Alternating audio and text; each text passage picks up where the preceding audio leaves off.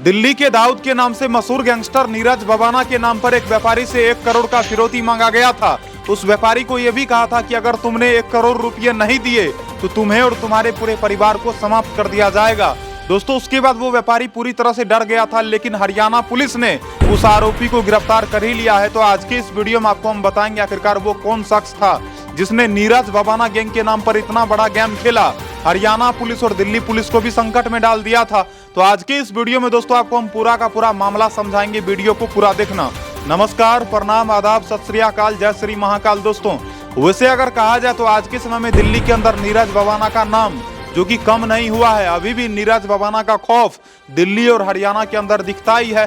यदि किसी भी व्यापारी को, किसी भी व्यवसायी को जान से मारने का धमकी दिया जाता है और धमकी देने वाला यदि नीरज भवाना गैंग होता है तो उन तमाम व्यापारियों का पसीना छूट जाता है। लेकिन दोस्तों, इस बार जिस तरीके से नीरज भवाना के नाम पर गुरुग्राम के एक व्यवसायी से 1 करोड़ का फिरौती मांगा गया, उस व्यवसायी का दिमाग ही खराब हो गया था। वो व्यवसायी तो एक पल के लिए इतना ज्यादा डर गया कि वो पुलिस वालों से कहने लग गया कि हम लोगों को सुरक्षा दिया जाए। लेकिन दोस्तों, हरियाणा पुलिस ने कहा था कि चिंता का कोई बात नहीं है। आपको बता दें, आज के समय में गैंगस्टर नीरज भवाना जो कि दिल्ली के तिहाड़ जेल में बंद है, और नीरज भवाना के बारे में बताया जाता है वो दिल्ली के तिहाड़ जेल के अंदर बंद रहने के बावजूद भी अपने गैंग को संचालित करता है। और ये कहीं न कहीं दिल्ली पुलिस के ऊपर एक बहुत बड़ा सवाल खड़ा करता है। आपको बता दें, दिल्ली पुलिस के ऊपर भी सवाल उठाया गया था। दिल्ली पुलिस के पुलिसकर्मियों के बारे में ये कहा गया था कि जेल के अंदर नीरज भवाना को छूट दिया जाता है। जेल के अंदर नीरज भवाना मोबाइल फोन का इस्तेमाल करता है, दिल्ली पुलिस कुछ भी नहीं करते हैं। दिल्ली पुलिस ने भी साफ साफ कहा था कि नीरज भवाना जेल के अंदर मोबाइल फोन का इस्तेमाल नहीं करता है। लेकिन फिर भी लोग मानने को तैयार ही नहीं थे, क्योंकि लोगों को भरोसा था कि दिल्ली पुलिस का ही कोई कांड होगा, दिल्ली पुलिस ने ही नीरज भवाना को छूट दिया होगा और नीरज भवाना जेल के अंदर से मोबाइल फोन का इस्तेमाल करके इस व्यवसायी को धमकी दिलवाया होगा। लेकिन दोस्तों, अब जिस तरीके से खुलासा हुआ है कि इस मामले में नीरज भवाना का बिल्कुल भी हाथ नहीं था, तो कहीं न कहीं दिल्ली पुलिस के ऊपर जो सवाल उठाया जा रहा था वो तमाम सवाल भी जो कि गलत ही सिद्ध होता जा रहा है। अब आपको बताते हैं आखिरकार हरियाणा के गुरुग्राम में जिस तरीके से व्यवसायी को धमकी दिया गया, उससे 1 करोड़ का फिरौती मांगने का दिमाग लगाया गया। लेकिन दोस्तों, हरियाणा पुलिस की टीम ने पूरी तरह से उस व्यक्ति को बेनकाब कर दिया और बताया जाता है उस आरोपी को आखिरकार गिरफ्तार कर ही लिया गया है। आपको बता दें, जिस आरोपी को गिरफ्तार करा गया है वो उत्तर प्रदेश का है। वो जिस कंपनी में काम करता था उसी कंपनी के मालिक को जान से मारने का धमकी दे दिया और उसी से फिरौती वसूलने का कोशिश करा। बताया जाता है वो व्यक्ति जो कि जब पेपर पढ़ रहा था, पेपर पढ़ते वक्त उसे पता चला कि किसी को भी किसी दूसरे गैंगस्टर के नाम पर धमकी दिया जा सकता है। उस आदमी के बारे में बताया जाता है वो जिस व्यापारी के अंदर काम करता था, जिस व्यापारी की कंपनी में काम करता था, उस व्यापारी के ऊपर दिमाग लगाया कि इससे मोटी रकम वसूला जाए। और मोटी रकम वसूलने के लिए उसने दिमाग लगाया कि इस व्यक्ति को नीरज भवाना के नाम से धमकी दे देते हैं। तो बताया जाता है वो व्यापारी जब अपने घर के आंगन में पेपर पढ़ रहा था, उसी वक्त उसे एक चिट्ठी मिलता है। उस चिट्ठी में लिखा था, मैं नीरज भवाना बोल रहा हूँ, तुम्हें 1 करोड़ रुपये देने हैं और यदि तुमने समय से 1 करोड़ रुपये नहीं दिए तो तुम्हें जान से मार दिया जाएगा। केवल तुम्हें ही नहीं बल्कि तुम्हारे पूरे परिवार को भी मार दिया जाएगा। तो दोस्तों, वो व्यवसायी जो कि पूरी तरह से डर गया था, और स्वाभाविक सी बात है नीरज भवाना गैंग का दबदबा आज भी दिल्ली के अंदर कायम है। भले ही नीरज भवाना जो कि दिल्ली के तिहाड़ जेल में बंद है, उसके बावजूद भी नीरज भवाना का खौफ जो कि कम होने का नाम ले ही नहीं रहा है। आपको बता दें, नीरज भवाना के नाम से जब धमकी दिया गया था तो हरियाणा पुलिस के अंदर भी खलबली मच गया था।